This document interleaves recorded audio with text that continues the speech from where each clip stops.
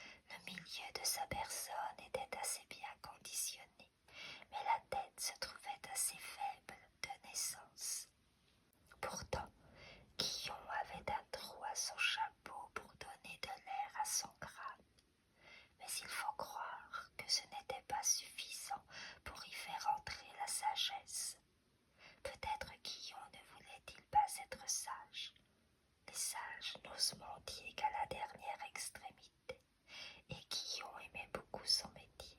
C'était une pièce de grand bonhomme maigre, à l'œil vif.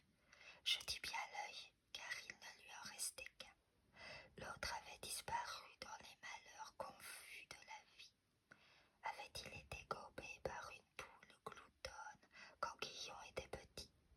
Cela arrivait quelquefois en ces temps de misère.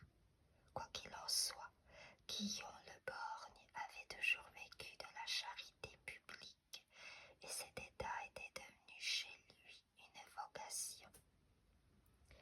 Même s'il avait hérité de l'or à en faire du fumier, il aurait continué à tourner d'une ferme à l'autre pour se remplir le ventre, moyennant quelques petits coups de main qu'il donnait volontiers, à condition qu'ils ne fussent pas trop pénibles. Du travail de femme en général. Que voulez-vous? Un cherche-pain qui aurait travaillé autant qu'un grand valet se serait déconsidéré aux yeux des gens. On ne l'aurait pas pris au sérieux.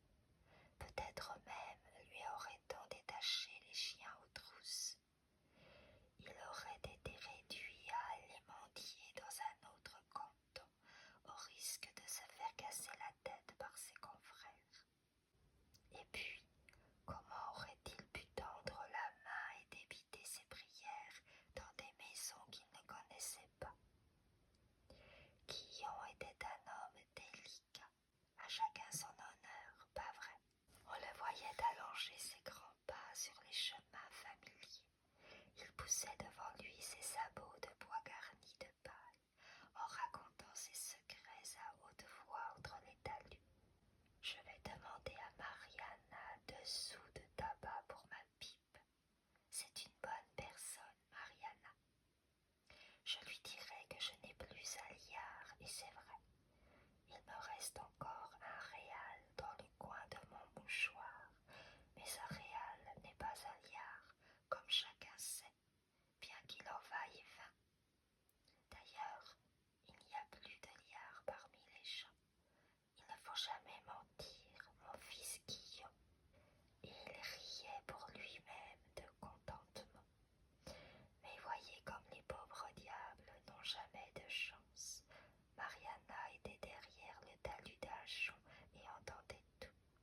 Quand Guillon, de sa voix plaintive, lui demanda 2 sous de tabac pour sa pipe, elle répondit sévèrement: Montrez-moi donc votre mouchoir, homme de bien. Mon petit doigt me dit que vous avez dedans de quoi enfumer vos trous de nez. Mais vous avez peut-être oublié. Guillaume, confus, fit semblant de découvrir le réal avec stupéfaction. Oh, c'est vrai, dit-il, j'avais oublié qu'il était là. Et il s'en alla plus loin en maugréant. Comment a-t-elle fait pour savoir que j'avais un liard caché? Les gens qui ont 2 yeux sont peut-être capables de voir à travers les poches. Quelle calamité! Maintenant il faudra que j'aille demander ma soupe à Gerla Héron Antrest. Là-bas, on va me faire tourner la mécanique à broyer l'ajonc pendant 1 heure. Et encore, la soupe sera celle des 3 chosettes, l'eau, le pain et le sel. Il soupirait à faire se fendre les pierres de pitié.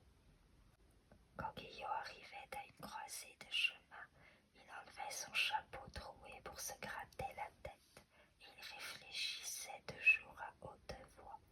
Il avait grand besoin du bruit de ses paroles pour l'aider dans ces moments-là. Irez-vous à Méhotte ou à Kerfilen, mon fils? À Kerfilen, vous devrez tourner le moulin à moudre les pommes. N'avez-vous pas pitié de vos pauvres bras? Et c'est aujourd'hui mercredi.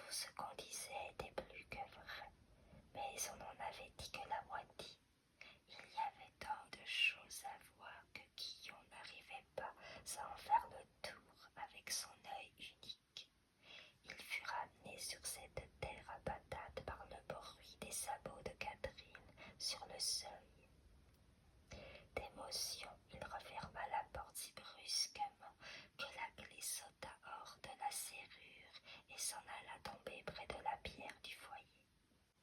En voulant la ramasser au plus vite, Guillaume donna du sabot dans la barre à dentaire qui vola en éclats sur le cou. Et la précieuse crème se répandit sur la terre battue. Guillaume n'a jamais pu dire s'il prit la fuite par la porte, la fenêtre ou la cheminée. Après ce malheur, il n'osa plus remettre les pieds à Guerceau. Même avec un œil unique, il n'aurait pas pu regarder Catherine en face. Et voilà comment Guillaume perdit son paradis terrestre. Merci beaucoup pour votre écoute. Merci de liker, partager, commenter, de vous abonner. À bientôt.